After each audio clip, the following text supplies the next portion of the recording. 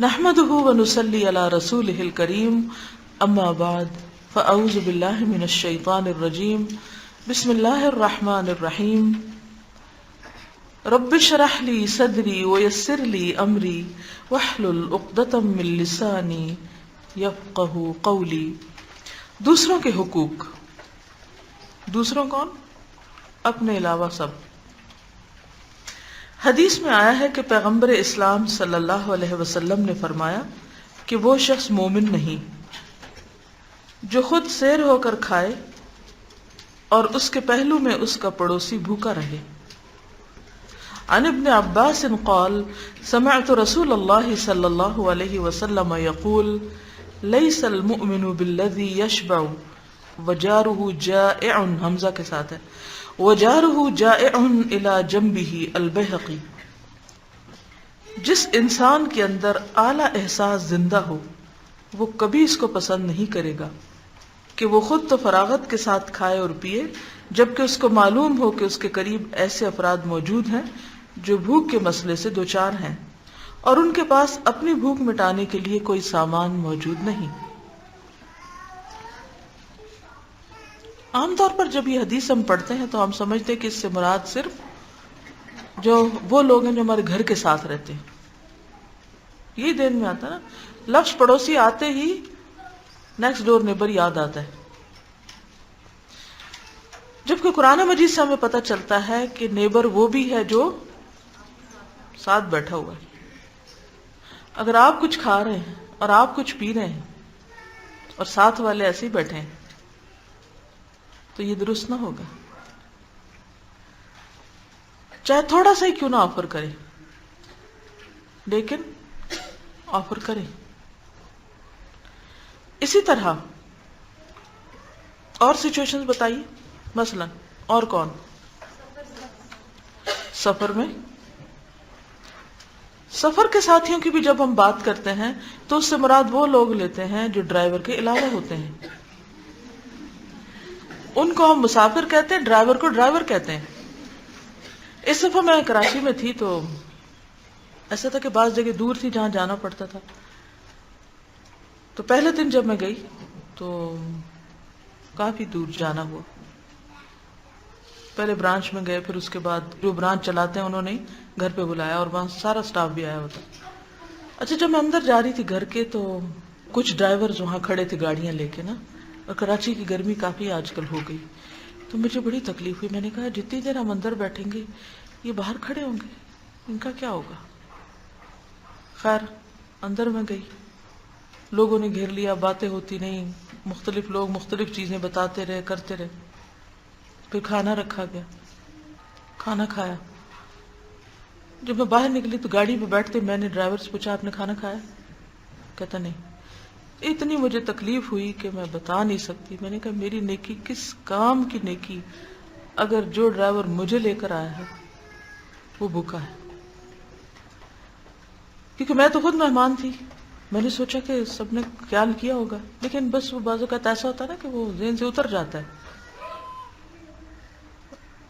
اترتے میں نے میٹنگ کال کی، میں نے کہا آج کے بعد اگر میرا کوئی پروگرام رکھیں اور ساتھ ڈرائیور ہو یا آپ خود بھی کہیں جائیں تو آپ کو حق نہیں کہ آپ اندر بیٹھ جائیں اور بیکار کی باتیں کرتے رہیں بعض اوقات، اور کھائیں پیئیں، اور ڈرائیور گرمی میں ہوں اور ڈرائیور بھوکے ہوں یا انہیں پیاس لگی ہو۔ بس اس کو فرض کر لیں اپنے اوپر۔ اس کے بعد میں ہر روز جب باہر آتی میں ہر روز کھانا کھایا۔ پھر سب کہتے ہیں ہاں بالکل اب تو ہم نے پکا بندوبست کر لیا۔ میں نے مختلف ٹپس بتائی۔ میں نے کہا کہ اگر سمجھیں اجنبی جگہ ہے، ہم کھانا نہیں مانگ سکتے ڈرائیور کے لیے۔ کبھی تو ہوتا ہے نا اپنے دوستوں کے گھر جاتے کہتے ہیں ڈرائیور کو کھانا بھیج دو، اور کبھی ایسا ہوتا ہے کہ کوئی ایسی جگہ ہوتی ہے، ایسی پارٹی ہوتی ہے کہ اندر نہیں بلا سکتے، یا کچھ ایسا ہوتا ہے کہ اس نے ایک بندے کو بلایا، ہم 4 اور ساتھ لیں تو مشکل ہے۔ تو ایسی صورت میں گھر سے لے چلیں، یا تھوڑے سے پیسے دیں اور اسے کہیں جاؤ فلاں جگہ اتنی دیر میں کھا کے آ جاؤ، یا اسے کہیں کہ میں تقریباً اتنے بجے فارغ ہوں گی، یا اب تو ہر ڈرائیور کے پاس وسائل ہے، اس کو بلا لوں گی تمہیں، جاؤ تم فلاں مسجد میں آرام کر لو، یا پھر گھر چلے جاؤ، یا کچھ بھی۔ تو یہ بھی پڑوسی ہیں۔ یہ بھی پڑوسی اور ان کا خیال رکھنا بھی ضروری ہے. اور بات احساس کی ہے. صرف کوئی بھی انسان جو آپ کے ساتھ ہو، بعض اوقات ایسا ہوتا ہے نا کہ ہم بریک میں اپنے لیے تو ٹھیک ٹھاک لنچ لے آتے ہیں اور جو ہمارے آس پاس لوگ ہیں وہ کچھ بھی نہیں کھا رہے ہوتے. تو جس کے اندر شعور ہوگا نا، وہ کیا ہے، بریڈ کا ایک پیس لا رہے ہیں نا، ایک اور رکھ لیں. جو اللہ توفیق دے تھوڑی سی چیز ایکسٹرا ڈال لیں، اور ضرور نظر ڈالیں ادھر ادھر کون نہیں کھا رہا. کچھ نہ کچھ آفر کر دیں. صرف احساس کی بات ہے. تو یہ لکھتے ہیں کہ یہ ایک انسانی احساس ہے. اس کا تعلق محدود طور پر صرف کھانے پینے سے نہیں بلکہ ہر انسانی ضرورت سے ہے. تو یہ کہتے ہیں کہ صرف کھانے پینے سے ہی نہیں بلکہ ہر انسانی ضرورت سے. سچے آدمی کی پہچان یہ ہے کہ جب بھی وہ کچھ انسانوں کو ضرورت کی حالت میں دیکھے تو وہ ان کے لیے تڑپ اٹھے. اس کو اس وقت تک چین نہ آئے جب تک وہ ان کی ضرورت پوری نہ کر دے. بعض اوقات ایسے حالات ہوتے ہیں کہ آپ خود بھی ضرورت مند ہوتے ہیں اور آپ کے ہاتھ میں کچھ بھی نہیں ہوتا کہ آپ کسی کے لیے کچھ کر سکیں. ایسے میں رو کے تڑپ کے دوسرے کے لیے دعا کر دیں. بعض اوقات مجبوریاں ہوتی ہیں نا، جیسے خواتین کے لیے خاص طور پر. جب ہم چھوٹے تھے، شادی نہیں ہوئی تھی، تو ماں باپ کی اجازت کے بغیر کچھ نہیں ہو سکتا تھا. شادی کے بعد بہت سی چیزیں شوہر کی اجازت کے بغیر نہیں ہو سکتی. بعض اوقات بچے چھوٹے ہوتے ہیں، ایسی مجبوریاں ہوتی ہیں. بعض اوقات اور کئی مسائل ہوتے ہیں. بعض اوقات مالی طور پہ ہاتھ تنگ ہوتا ہے. بعض اوقات مال ہوتا ہے لیکن جسمانی طور پہ کمزوری ہوتی ہے، بندہ نہیں کام آ سکتا کسی کے. تو جہاں آپ کر سکے کریں، اور جہاں مجبور ہو گئے، معذور ہو گئے، نہیں کر سکتے، ایک کام ضرور کرنا سیکھیں. کسی بھی دکھی شخص کو دیکھ کر اس کے لیے سچے دل سے دعا کر دیں کہ یا اللہ اس کا دکھ دور کر دے، اس کی تکلیف دور کر دے. تو خود اپنے خزانوں سے اس کے لیے کوئی بندوبست کر دے. میں تو خود محتاج ہوں لیکن تو کر سکتا ہے. تو انشاءاللہ آپ کا فرض کسی نہ کسی درجے میں پورا ہو جائے گا. اس ضرورت کا تعلق زندگی کے تمام پہلوؤں سے ہے. اگر آپ کا حال یہ ہو کہ آپ اپنے بچوں کی تعلیم کے لیے تو بے حد فکر مند ہوں، لیکن اپنے پڑوسیوں یا اپنے ہم وطنوں کو تعلیم یافتہ بنانے کا جذبہ آپ کے اندر نہ پایا جائے تو یہ بھی اسی کوتاہی میں شامل ہوگا. آپ کو پتا کہ الہدیٰ کیسے ڈیولپ ہوا تھا، کیسے اس کا آغاز ہوا تھا؟ تڑپ تو بہت عرصے سے تھی کہ کچھ کیا جائے، اور کچھ کر بھی رہی تھی. ادھر درس دے لیا، ادھر چلے گئے، ادھر چلے گئے. تو میں یونیورسٹی میں پڑھاتی تھی اور بچوں کو چھٹیاں ہو گئی. اب یہ تھا کہ بچے اگر گھر پہ ہیں اور ہم کام کر رہے ہیں تو بڑی مشکل ہو جاتی. خیر میں نے کچھ اپنا ٹائم ٹیبل اس طرح کا سیٹ کیا، اور کچھ یونیورسٹی سے بھی سمر کی بریک ہوتی تھی، وہ ہوئی. میری 3 بیٹیاں اوپر تلے تھیں، ان میں تینوں کو لے کے بیٹھی کہ چلو ہم کچھ پڑھتے ہیں. فوراً مجھے خیال آیا ان کی دوستوں کا کیا ہوگا. اپنے بچوں کو تو میں پڑھانے لگی، ان کا کیا ہوگا. میں نے کہا اچھا تم اپنے فرینڈس کو بلا لو. اچھا وہ فرینڈس کا دائرہ بڑھتے بڑھتے بڑھتے، اچھا محلے والوں کو بلا لیتے ہیں، اچھا پھر وہ جاننے والے کو بلاتے ہیں، اس کو بھی بتا دیتے ہیں، اس کو بھی بتا دیتے ہیں. الحمدللہ 80 لوگ جمع ہو گئے. اب میرے گھر میں تو 80 کی جگہ ہی نہیں تھی. تو پھر ہم اپنے نیبرز کے گھر میں، ان کے ڈرائنگ روم میں پوری سمر ڈیلی کلاسز ہوتی رہی. اور کلاسز کیا تھی؟ سورۃ الناس، اس کی تجوید، اس کا ترجمہ. تو الحمدللہ اس میں بہت اچھا ہمارا پروگرام کیا. اور وہاں سے ہی پھر بہت سے لوگوں نے کہا کہ یہ اتنا اچھا تھا کہ اگر ہم اس کو ریگولر کوئی فیچر بنا لیں. پھر اگلے سال پھر سمر کورس ہوا. اس میں میں نے ذمہ داری اس کو دی جس نے پچھلے سال مجھ سے کورس کیا تھا، خود میں نہیں کر سکتی تھی یونیورسٹی کی وجہ سے. انہوں نے اسی طریقے پر اس سے بھی پھر زیادہ تعداد میں لوگ جمع ہوئے، اور پھر الگ پریمیسز لے لیا. اور پھر اس کے بعد وہاں سے دورہ قرآن ہوا، اور پھر کرتے کرتے الحمدللہ یہاں تک سلسلہ پہنچا. تو یہ ہے کہ جب آپ دوسروں کی خیر اور بھلائی سوچتے ہیں تو پھر کیا ہوتا ہے؟ ان تنصر اللہ ینصرکم. اگر تم اللہ کی مدد کرو کہ اللہ تمہاری مدد کرے گا. عام طور پر ہم اپنے کمفرٹ زون میں اپنی دنیا میں رہنا پسند کرتے ہیں. ہمارے گھر کوئی نہ آئے، ہم نے اتنی مشکل سے صفائی کی ہے، اور وہ یا یہ کہ ہم کہیں جائیں گے تو ہماری روٹین خراب ہو جائے گی، گھر کا کام پھر زیادہ ہو جائے گا وغیرہ وغیرہ. تو بات یہ ہے کہ ان چیزوں سے باہر نکلیں، لوگوں کی خدمت کے لیے خود کو حاضر کریں، اور کسی کی خدمت ہو نہیں سکتی جب تک آپ اپنی جان پہ تکلیف نہ لیں. تو جب بھی آپ اپنے بچوں کی تعلیم کا سوچیں، ضرور دوسروں کی تعلیم کا سوچیں. اسی طرح اگر آپ اپنے گھر والوں کی معاشیات کو درست کرنے کے لیے دن رات ایک کیے ہوئے ہوں، لیکن دوسروں کی معاشیات کے بارے میں آپ کچھ نہ سوچیں، تو آپ کی یہ روش بھی اسی حدیث کے مصداق قرار پائے گی. یعنی آپ اپنی جاب کے لیے تو فکر مند ہیں، آپ اپنی جاب میں تو کام کر رہے ہیں، خود تو کام کر رہے ہیں، آس پاس لوگ کام کر رہے ہیں، وقت ضائع کر رہے ہیں، اس کی آپ کو فکر نہ ہو تو یہ درست نہیں. خدا کی جنت ایک لطیف اور نفیس کالونی ہے. کالونی سے مراد ہماری کالونیاں نہیں، یعنی رہنے کی جگہ ہے. اس میں وہی لوگ داخل کیے جائیں گے جو اپنے اندر آفاقی مزاج رکھتے. آفاقی کیا ہوتا ہے؟ World class. ٹھیک ہے، ورلڈ کلاس کیا ہوتا ہے؟ یعنی صرف اپنے لیے نہیں سوچنا، صرف اپنے شہر کے لیے نہیں سوچنا، صرف اپنے ملک کے لیے نہیں سوچنا، بلکہ اس سے آگے بھی سوچنا. اسی لیے جب نام رکھا نا 15 سال پہلے الہدا کا، تو 7 انٹرنیشنل لگایا. سب مذاق اڑاتے تھے.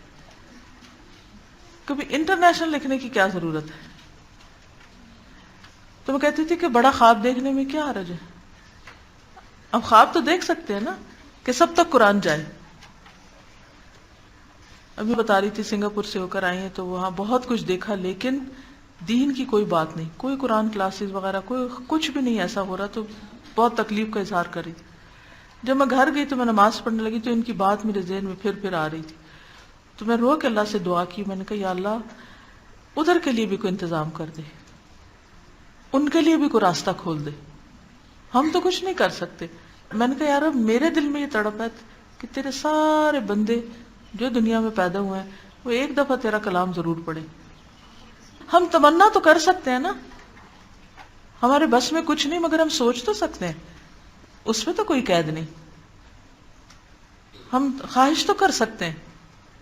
اور اگر آپ نے نیت کر لی، ارادہ کر لیا، تو کیا پتا کوئی ایسا طریقہ اللہ آپ کے ہاتھوں سے کروا دے کہ آپ کی تمنا پوری ہو جائے. تو مومن کیا ہوتا ہے؟ آفاقی مزاج رکھتا ہے. یعنی صرف اپنی ذات، اپنے بچے، اپنا گھر، اپنی برادری، اپنا خاندان، اپنی امہ، اور بس. بہت سے مسلمز کی بھی تھنکنگ یہی ہے، وہ ہر وقت امت کے غم میں روتے رہتے ہیں. تو میں کہتی ہوں باقی انسان کس کے ہیں؟ امت تو پہلے ہی مسلمان ہے، جو جہنم میں جا رہے ہیں باقی ان کی فکر کون کرے گا اگر آپ امتی کے لیے بس روتے رہے. کچھ لوگ اپنے رشتہ داروں کے لیے روتے رہتے، کچھ اپنے لیڈروں کے لیے روتے رہتے، کچھ اپنے دوستوں کے لیے روتے رہتے ہیں. کہاں سے آئیں گے وہ مسلمان جو پوری دنیا کے لیے سوچیں؟ صحابہ کرام نے کیا کیا تھا؟ سارے مدینہ میں بیٹھ گئے تھے. کہاں کہاں تک گئے، سالوں گھر نہیں دیکھے. کس لیے؟ انہوں کو پیسے اکٹھے کرنے گئے تھے وہاں؟ نہیں، کچھ بھی تو نہیں. ان کی زندگی وہی رہی، وہی سادگی. انہوں کو محلات نہیں بنایا اپنے لیے، وہاں جا کے پیغام لے کر گئے تھے. آج ہمارا مسلمانوں کا مزاج کیا ہے؟ ایک بے حد انتہا درجے کی خود غرضی. ہر چیز میں بس میرا الو سیدھا ہو جائے، باقی جائیں جہاں بھی. ہمیں اس مزاج کو بدلنا ہے، اپنے لیے نہیں سب کے لیے جینا ہے. تو جنت میں وہی لوگ داخل کیے جائیں گے جو اپنے اندر آفاقی مزاج رکھتے ہوں، جو تمام انسانوں کے درد کو اپنا درد بنائے ہوئے تھے. اسی طرح موجودہ دنیا میں کوئی اچھا انسانی سماج وہ لوگ بناتے ہیں جن میں یہ صفت ہو کہ وہ خود کھانے کے ساتھ دوسروں کو کھلائیں، وہ اپنے لیے سوچنے کے ساتھ دوسروں کے لیے بھی سوچیں، وہ اپنی ضرورتوں کی فراہمی کے ساتھ دوسروں کی ضرورت پوری کرنے کی تڑپ رکھتے ہوں. وہ انسانی سماج میں اس طرح رہیں جیسے کہ یہ سماج ایک وسیع کنبہ ہے اور وہ اس کنبے کے ایک فرد ہے، یعنی بگ فیملی ہے. سب کون ہے؟ انسان. کس کے بچے؟ جس کے ہم بچے، آدم کی اولاد ہے سارے. تو اپنے ملک میں تو پھر شکلیں ایک جیسی ہوتی ہیں نا، تو اجنبیت نہیں ہوتی. تو جب میں کبھی باہر جاتی ہوں نا تو ڈفرینٹ شکلیں مجھے نظر آتی ہیں، تو میں کہتی ہوں اچھا یہ بھی آدم کی اولاد ہے، یہ بھی پتہ نہیں کون سی نسل میں جا کے ہمارے رشتے دار ہیں. وہ اجنبیت ختم ہو جاتی. جب یہ سوچ کے آپ کسی سے بھی بات کرتے ہیں تو آپ کے دل میں چونکہ اپنائیت ہوتی ہے تو ان کو محسوس ہو جاتی ہے، پھر وہ آپ کی بات بھی سن لیتے ہیں. تو یہ مزاج پیدا کرنے کی ضرورت ہے، اور اس میں کچھ بھی خرچ نہیں آتا سوائے اپنی سوچ بدلنے کی. اور جب سوچ بدلے گی تو انشاءاللہ پھر گھروں کی اصلاح بھی ہوگی، قوم اور ملت اور سب کی ہوگی. آپ دوسروں کے لیے کریں، دوسرے آپ کے لیے کریں گے. ان تنصروا اللہ ینصرکم. اور جس کی مدد اللہ کرے اس کی زندگی میں پھر کس چیز کی کمی ہو سکتی؟ کسی بھی چیز کی نہیں ہوتی. جب بھی پھر نفس مطمئنہ ہو، کیونکہ آپ سب کے لیے اچھا سوچ رہے ہیں، سب کو بھلا سوچ رہے ہیں، سبھی اپنے. اللہ تعالیٰ ہمیں توفیق دے. سبحانک اللہم و بحمدک نشہد ان لا الہ الا انت نستغفرک و نتوب الیک. السلام علیکم و رحمۃ اللہ وبرکاتہ.